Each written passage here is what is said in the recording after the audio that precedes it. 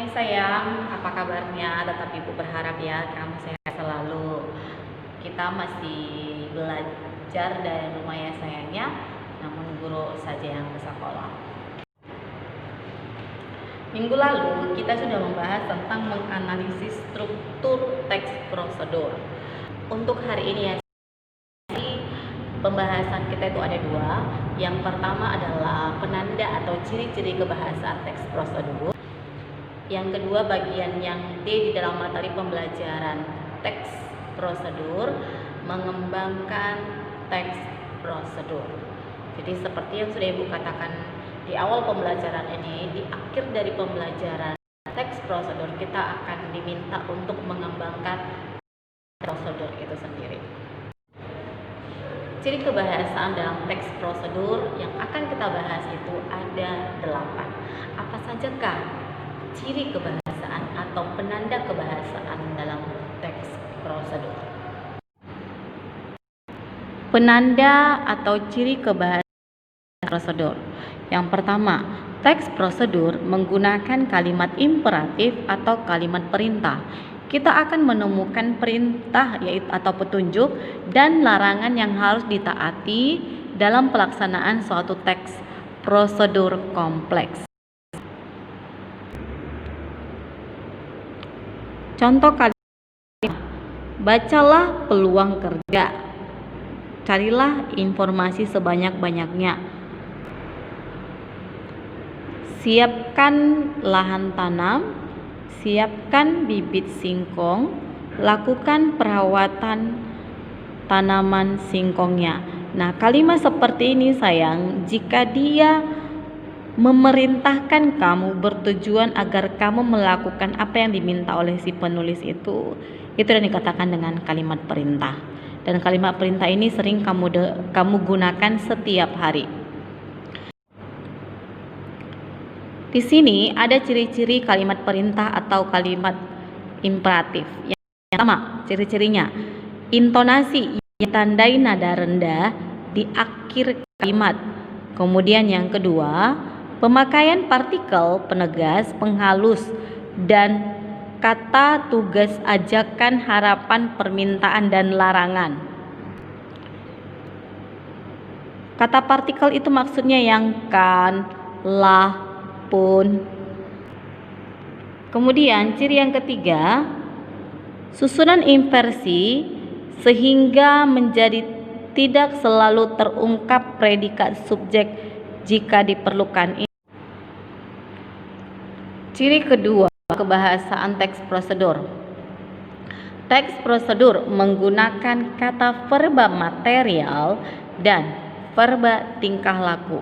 Apakah yang dimaksud dengan keduanya ini? Verba material merupakan verba yang mengacu kepada tindakan fisik. Oke. Sedangkan verba tingkah laku adalah verba yang mengacu kepada sikap yang dinyatakan dengan ungkapan. Contohnya verba material itu adalah kata menyiapkan. Berarti menyiapkan bibit singkong dapat dilakukan dengan memotong batang singkong dengan ukuran sekitar 20 cm. Kata menyiapkan di sini merupakan kata kerja atau verba material.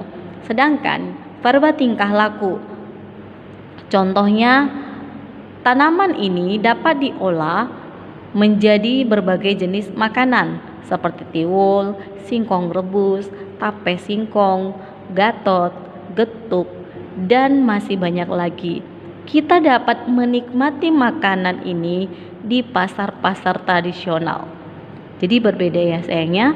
Di sini kata menyiapkan tindakan fisiknya itu langsung ada, menyiapkan bibit singkong. Sedangkan di sini kita dapat menikmati, berarti hal itu masih secara ungkapan. Ciri kebahasaan yang ketiga, teks prosedur menggunakan kata konjungsi temporal yang berhubungan dengan waktu. Contohnya di sini kemudian, lalu, selanjutnya, berikutnya, setelah itu. Hal ini sayang selalu kita temukan dalam teks prosedur. Ciri yang keempat, teks prosedur ya di teks prosedur itu ada partisipan manusia, yaitu semua orang yang ikut serta dalam kegiatan teks prosedur kompleks tersebut. Singkong merupakan salah satu tanaman umbi-umbian yang kerap kita jumpai di daerah pertanian. Nah, kata kita di sini ya sayangnya, ini merupakan partisipan manusia. Jadi partisipan manusia di sini itu kepada orangnya.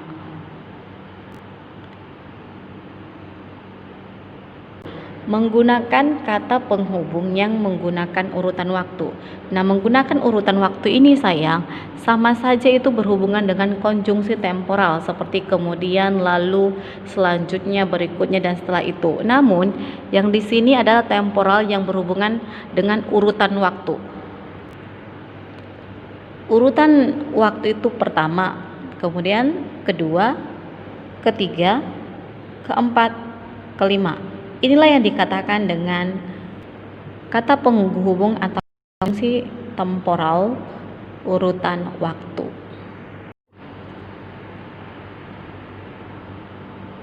Ciri yang keenam, teks prosedur menggunakan kalimat interrogatif atau kalimat yang berisi dengan pertanyaan. Contohnya, apa saja olahan singkong yang pernah kau makan? Ini merupakan kalimat interrogatif yang juga sering kita temukan dalam teks prosedur. Ciri yang ketujuh, teks prosedur menggunakan kalimat deklaratif atau kalimat berita yang berisi pernyataan. Contoh kalimat deklaratif.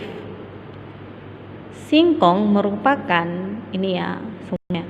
Singkong merupakan salah satu tanaman umbi-umbian yang kerap kita jumpai di daerah pertanian. Ini termasuk kalimat deklaratif. Kemudian, tanaman singkong merupakan dasar pembuatan tepung. Ini juga termasuk kalimat deklaratif.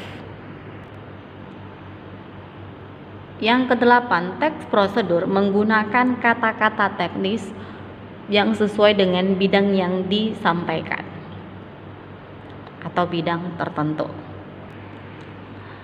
Karena teksnya ini tentang singkong, maka bidang yang dibahas di sini yang berhubungan dengan singkong. Dan teksnya yang ini, cara efektif menyimak pidato, berarti semua yang dibahas kata-kata teknisnya berhubungan dengan berbicara atau berpidato. Jadi kata teknis itu sesuai dengan bidang yang dibahas. Jika bidangnya itu tentang pendidikan, maka kata teks yang digunakan tentang pendidikan. Jika berbicara tentang kesehatan, maka kata-kata teknis yang digunakan tentang kesehatan sesuai dengan bidangnya sayangnya. Untuk memperoleh kejelasan isi dari suatu teks prosedur, Anda dapat melakukan hal ini. Yang pertama itu adalah mengartikan kata-kata sulit. Jika kamu menemukan kata-kata sulit dalam teks prosedur sayang, kamu boleh mengartikannya. Kembali Bu katakan, silakan diinstal KBBI dan itu akan sangat membantu kamu untuk mencari tahu makna dari istilah yang belum kamu ketahui. Contohnya di sini ada kualifikasi, kandidat, verbal, nonverbal, bahasa tubuh, diklise, nominal, tunjangan. Ini bisa kamu cek dalam KBBI ya. Kemudian yang kedua adalah memaknai maksud dari teks keseluruhan. Jadi kalau kamu ingin mengetahui makna dari sebuah teks secara keseluruhan, ya kamu harus membaca teks tersebut secara menyeluruh. Hal ini dilakukan untuk mengetahui topik umum beserta langkah-langkah yang ada dalam suatu teks prosedur. Bukan hanya dalam satu teks prosedur saja sayangnya, kita di dalam teks apapun, kita harus secara keseluruhan teks yang kamu baca itu agar kamu bisa memahami apa yang disampaikan oleh si penulis dalam teksnya itu. Begitu ya sayang. Kita akan masuk pada materi kita yang terakhir untuk teks prosedur, yaitu mengembangkan teks prosedur. Jadi kita sudah belajar tentang bagaimana mengonstruksi informasi teks prosedur. Kemudian kita sudah mempelajari bagaimana merancang pernyataan umum dan teks prosedur. Kita juga sudah menganalisis struktur dan kebahasaan dalam teks prosedur. Dan sekarang kita akan belajar tentang untuk mengembangkan teks prosedur. Jadi di akhir ini, di pembelajaran ini, Ibu sudah katakan di awal bahwasanya kamu harus mengembangkan teks prosedur dan itu adalah karya kamu sendiri. Ada 3 hal sayang yang kamu perhatikan saat kamu hendak mengembangkan teks prosedur. Yang pertama adalah menggunakan kata-kata yang sesuai dengan ciri-ciri kebahasaan yang sudah kita bahas tadi. Yang kedua, memastikan tahapan-tahapan diuraikan dengan jelas. Dan yang ketiga, menguraikan tahapan-tahapan tersebut secara sistematis. Oke, ini dia ya sayangnya yang Ibu katakan tadi. Untuk mengembangkan teks prosedur ada 4 langkah ya sayang. Yang pertama, tentukan dulu topik yang akan kamu kembangkan, teks prosedur yang akan kamu kembangkan. Setelah kamu menentukan topik, apa tujuan kamu untuk mengembangkan teks prosedur itu? Setelah itu, buatlah kerangkanya dengan memperhatikan strukturnya tentunya. Mulai dari judul, kemudian pernyataan umum, tahapan-tahapannya, sampai kepada penegasan ulang. Dan yang keempat adalah kerangka tersebut yang sudah kamu buat, yang sudah memperhatikan strukturnya itu, berdasarkan kerangkanya itu kamu mengembangkan teks prosedur dan disertai dengan pengumpulan sejumlah bahan-bahan. Artinya ini menjadi sebuah bukti bahwasanya teks prosedur kamu itu dapat dipertanggungjawabkan. Kemudian setelah kamu sudah membuat teks prosedur itu dan sudah benar menurut kamu, nah kamu perlu sunting lagi, kamu harus perbaiki. Umpama dalam bahasa komputer kita mengedit lah di sini dikatakan. Oke, jadi kamu menyunting teks prosedur kamu setelah kamu baca, kamu pahami. Nah, apa saja yang kamu sunting? Nah, yang kamu perlu harus lebih perhatikan lagi adalah yang pertama, kebenaran isinya. Sudahkah benar isinya itu? Sudahkah bisa dipertanggungjawabkan? Berdasarkan faktakah? Nah, ini yang dikatakan dengan kebenaran isi. Yang kedua adalah strukturnya. Yang kedua yang sunting atau diperbaiki adalah strukturnya. Perhatikan kembali struktur teks prosedur yang sudah kamu buat. Oke, teks prosedurnya itu mulai dari judul, pernyataan umum, tahapan-tahapan sampai kepada penegasan ulang.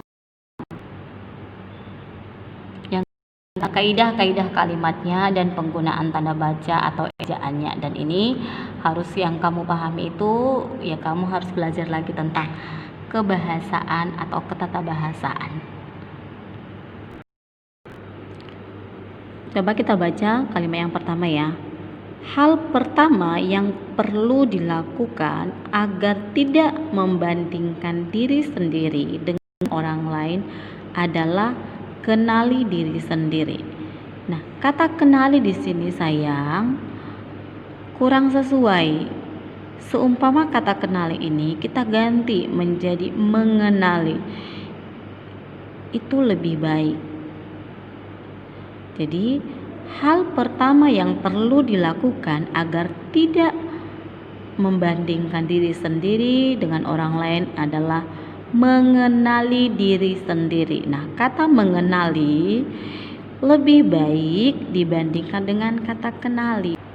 Oke sayang, itu saja pembelajaran kita hari ini. Apabila ada yang kurang jelas ya sayangnya, pertanyakan kepada Ibu. Tuhan memberkati. Bye-bye.